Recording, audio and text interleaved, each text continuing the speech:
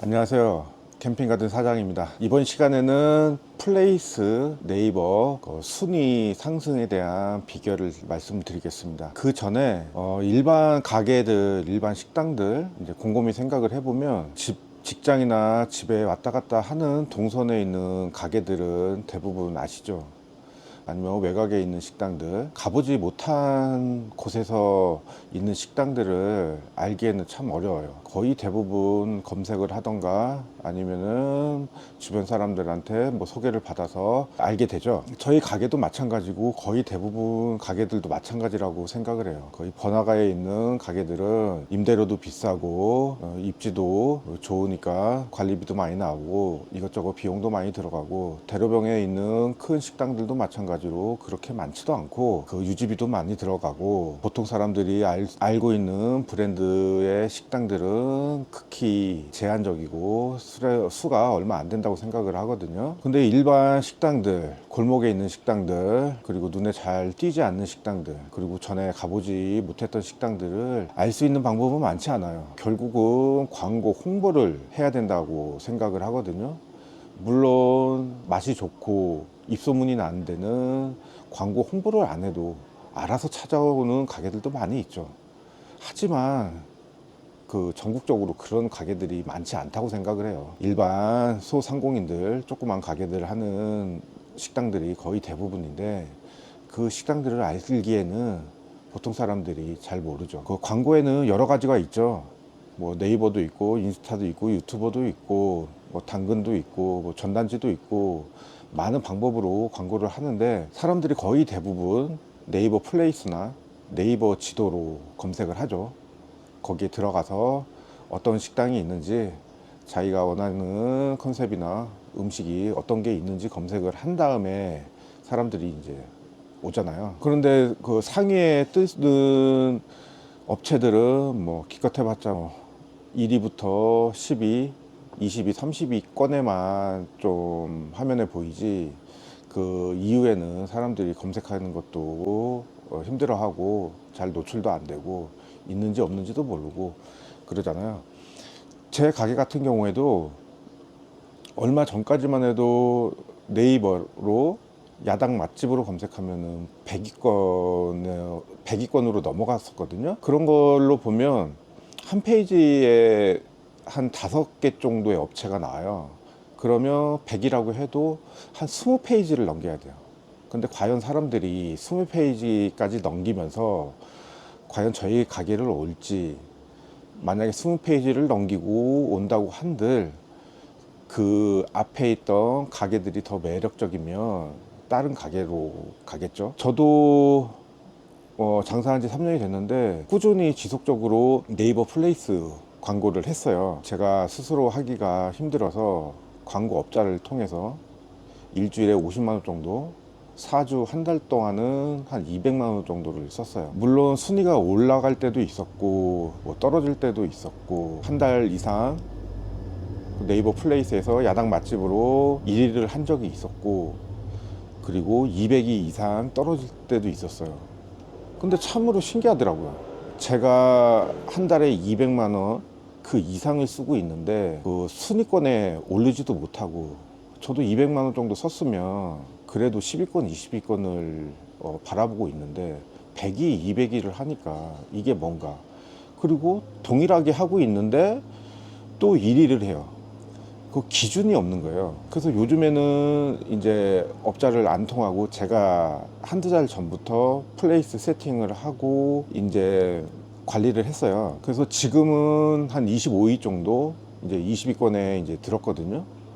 제가 20위권에 20위, 30위권에 든 이야기를 어떻게 광고업자를 안 끼고 혼자 스스로 했는데 그렇게 올라갈 수 있었던 비결을 얘기하려고 합니다. 첫 번째, 그 기준이 업자들한테 뭐 자문을 구하고 뭐 각종 유튜브 영상이나 뭐 장사 고수들 얘기를 들어보면 일단은 여러 가지 말이 있어요. 어떤 사람은 뭐 플레이스 세팅을 하려면 SEO 최적화를 해야 된다, 아니면 리뷰가 중요하다, 아니면 체험단을 많이 불러서 블로그를 많이 써야 된다, 아니면 저장하기가 중요하다, 아니면 사진이 매력적으로 보여서 사진이 예쁘게 해서 클릭을 해야 된다.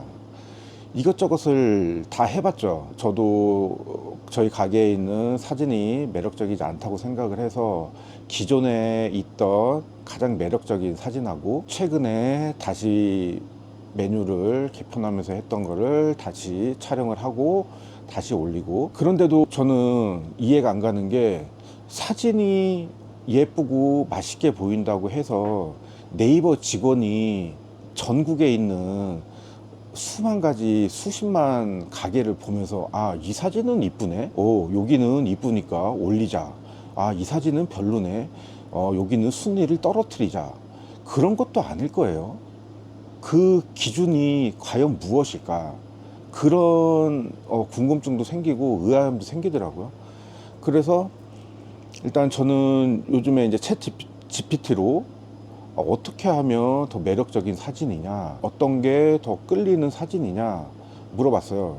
저희 같이 고기하고 조개를 같이 먹는 가게 입장에서는 첫 번째 화면은 조개와 고개를 숯불에 구워 먹고 불 모양이 나오는 그런 매력적인 사진을 첫 번째 화면으로 띄워야 된다고 하더라고요.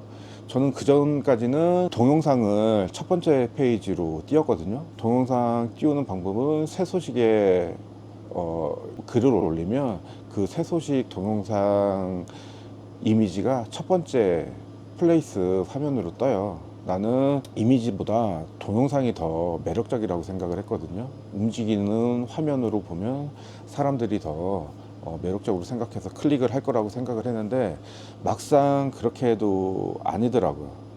어떻게 보면 그냥 정제한 이미지가 사람들이 봤을 때 직관적으로 그냥 클릭할 수 있는 그런 효과가 있는 것 같아요. 그래서 첫 번째 화면은 불 이미지가 있는 사진을 올리고, 두 번째는 저희가 이제 고기랑 조개를 팔다 보니까 고기랑 조개가 한 상 가득 있는 이미지를 보내고, 저희가 이제 조개구이가 메인이다 보니까 세 번째 이미지는 조개구이 있는 사진을 올리고, 이렇게 좀 다양하고 버라이어티하게 올렸어요. 누가 봐도 아, 여기는 무엇을 팔고 어떤 식으로 먹고 어떤 느낌으로 즐길 수 있는지 알 수 있게 그렇게 했거든요. 그 다음에 세팅을 하고, 저희가 리뷰가 한 영수증 네이버 리뷰가 1800개 정도가 돼요.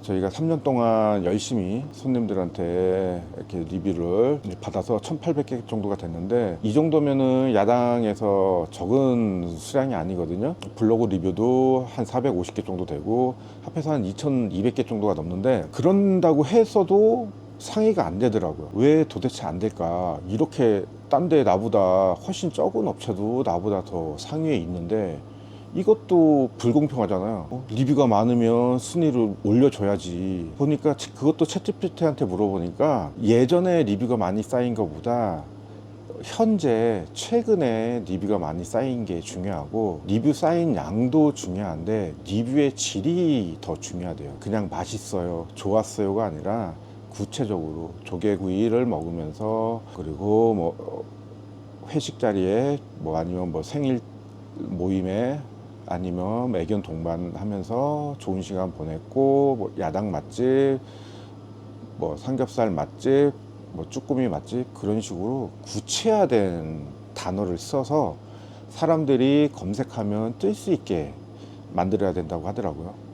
그래서 최근에는, 요즘에는 이제 손님들한테 적극적으로 리뷰를 받거든요. 저희가 리뷰 이벤트 하면 뭐 소주나 음료수 아니면 즉석으로 사진을 찍어서 인화하는 서비스를 해드린다고 해요. 그 중에서 원하는 거 이제 하고, 손님들이 식당에 올 때 리뷰 쓰러 오는 건 아니잖아요. 그냥 기분 좋게 좋은 시간 보내고 맛있는 거 먹으려고 오는 거지, 아, 이 집 가서 리뷰를 써야겠다 하고 오는 사람은 없잖아요. 근데 사장 입장에서는 그냥 가만히 리뷰에 대한 제안을 안 하면 사람들은 쓸 생각을 안 해요. 물론 소수는 그냥 말을 안 해도 자발적으로 쓰는 사람들은 있지만, 그렇게 많지는 않아요. 요즘에는 그래서 손님들한테 이제 음식 나가고 손님들한테 저희 리뷰를 써주시면 뭐 술이나 음료수 뭐 사진을 찍어 드립니다. 그리고 수중을 이렇게 드리고 그 다음에 쓰시면은 말씀해 주세요, 이렇게 해요. 그럼 거의 대부분 한 8, 90% 정도는 쓰세요. 왜냐면 물론 뭐 쓰기 싫은 사람한테는 뭐 억지로 뭐 써달라고는 할 수는 없죠. 그리고 뭐 어차피 쓰기 싫은 사람한테 억지로 써봤자 나중에는 악플이나 달리니까 그냥 기분 좋게, 왜냐면은 뭐 그렇게 서비스를 제공하는데 뭐 리뷰 하나 쓴다고 해서 손님도 뭐 기분 나쁠 것도 없고 그러거든요. 거의 대부분은 기분 좋게 이렇게 쓰시고, 저는 감사하죠. 서비스 제공하고 양질의 리뷰를 많이 받고. 그리고 블로그 리뷰도 예전에는 뭐 리뷰로트를 통해서 무료로 돈은 안 내고 무료로 사람들 모집을 해서 뭐 식사권이나 아니면은 뭐 할인권 같은 걸 제공해서 블로그를 유치를 했단 말이에요. 그런데 그런 경우에는 양질의 블로거들, 조회수가 많고 상위 포지션에 있는 블로거들이 올 확률이 적어요. 물론 블로그를 쓰고 그 다음에 뭐 블로그에 뭐 양은 늘겠지만 실질적으로 그 블로그 자체가 조회수가 없다 보니까 노출이 안 돼요. 그리고 뭐 예를 들어서 뭐 4만원, 5만원 식사권을 제공한다고 한들 그 X만큼 아니면은 제공하는 음식 그것만 먹고 가요. 물론 뭐 그게 뭐 나쁘다고는 할 수는 없죠. 그거를 제공한 다음에 우리는 블로그를 받으니까. 그런데 뭐 조금 더 드시고 아니면 조금 소문 내고 뭐 그런 거를 바라죠. 블로그만 달랑 쓰고 공짜로 먹고 가고. 솔직히 그런다고 해서 뭐 말릴 수는 없겠지만 저희 입장에서는 조회수도 안 나오는 블로그만 쌓이고 저희는 계속 식사 제공하는 비용만 들고 결론적으로는 효과가 없다는 거예요. 그렇게 써서 조금 효과가 있고 유입이 되면은 뭐 상관이 없는데 별 효과가 없더라고요, 일반 블로거들을 모집했을 때는. 그래서 요즘에는 슈퍼 멤버스라고 한 달에 뭐 한 18만원, 20만원 정도 이렇게 비용을 내면 양질의 인플루언서급의 블로거들이 뭐 약속 없이 본인들이 원하는 시간대, 요일대 그냥 와서 자기는 슈퍼 멤버스라고 하고 먹고 간 다음에 그리고 할인 받고 이제 블로그를 써요. 저희는 지금은 한 4만원 정도 할인을 하거든요. 근데 그 슈퍼 멤버스들은 4만원만 홀랑 먹는 게 아니라 그 이상으로 먹어요. 몇만 원 더 먹고 그러면 저희는 홍보도 하고 또 매출도 제공하는 무료 식사 비용 말고도 저희는 또 추가적으로 돈도 벌 수 있고 인플루언서다 보니까 훨씬 더 파급력이 좋아요. 조회수도 높고 노출도 많이 되고. 그래서 지금은 블로그 그리고 양질의 리뷰 그리고 사진을 예쁘게 찍어서 사진 세팅, 요 크게 이 세 가지 정도를 꾸준히 했거든요, 한두 달 동안. 그러니까 100위권에 넘어갔었던 순위가 조금씩 계속 오르더라고요. 계속 오르고 지금은 한 25위 정도 하고 있어요. 그래서 앞으로는 어떻게 더 25위에서 20위 안으로 들고 10위 안에 들지는 솔직히 잘 모르겠어요. 예전 같은 경우에는 저희가 이제 가을에는 생 대하구이를 판매하고 있는데 그때는 업체를 통해서 광고 홍보를 했단 말이에요. 그때는 광고업자가 열심히 잘 해줘서 가을에 그랬다고 생각을 했었는데 그게 아니더라고요. 보니까 그때 당시에 대하구이라는 검색량 자체가 많이 있어서 저희 가게가 대하구이를 많이 먹으러 오시거든요. 그러니까 검색을 많이 하고 저희 가게에 유입이 많이 되고 실질적으로 많이 방문을 하니까 저희 가게가 플레이스 순위가 1위가 됐더라고요. 근데 또 놀랍게 대하 시즌이 끝나고 대하 판매를 중단하니까 바로 순위가 떨어지는 거예요. 지금 제가 말씀드린 사진 세팅, 리뷰 세팅, 블로그 세팅 등 그런 게 어떻게 보면은 1차적인 세팅이고 제일 중요한 거는 그 가게가 매력적인가, 사람들이 와서 무언가 확실하게 즐길 수 있는 게 있는가, 그게 제일 중요한 것 같더라고요. 저희 가게 입장에서는 가을에 대하구이가 엄청난 파급 효과가 있어서 1등을 했었는데, 그때는 플레이스 세팅도 그렇게 좋지가 않았단 말이에요. 리뷰도 물론 받았지만 지금처럼 많이 받는 것도 아니고 블로그도 많이 있었던 것도 아닌데 결론적으로는 1등을 했단 말이에요. 근데 지금은 플레이스 세팅을 많이 활성화하고 있는데도 아직은 20위권인 거 보면, 가장 중요한 거는 플레이스 세팅은 기본이고 그 손님이 왔을 때 가게 안에 얼마나 손님이 만족할 수 있는 매력적인 것들이 있는지, 음식이 됐던 서비스가 됐던 뭐 인테리어가 됐던 각종 이벤트 행사가 됐던 그런 것들이 기본적으로 또 깔려줘야지 순위가 오른다고 생각을 하거든요. 저희 같은 경우는 뭐 고기랑 조개가 베이스이고, 그리고 요즘에는 어린이 팀이 오면은 즐길 수 있는 유아방도 만들고, 그리고 무료 오락기도 만들고, 손님들이 후식으로 즐길 수 있는 무료 아이스크림 코너도 만들었어요. 그냥 단순하게 식사만 하고 가는 게 아니라 와서 또 조금이라도 또 즐길 수 있게끔 하고, 저희는 뭐 단체 회식이 오면 뭐 사진도 찍어 드리고 뭐 이렇게 서비스도 뭐 제공하고 뭐 이것저것을 하거든요. 그래서 단편적으로 딴 가게들하고 한마디로 차별화가 있어야 돼요.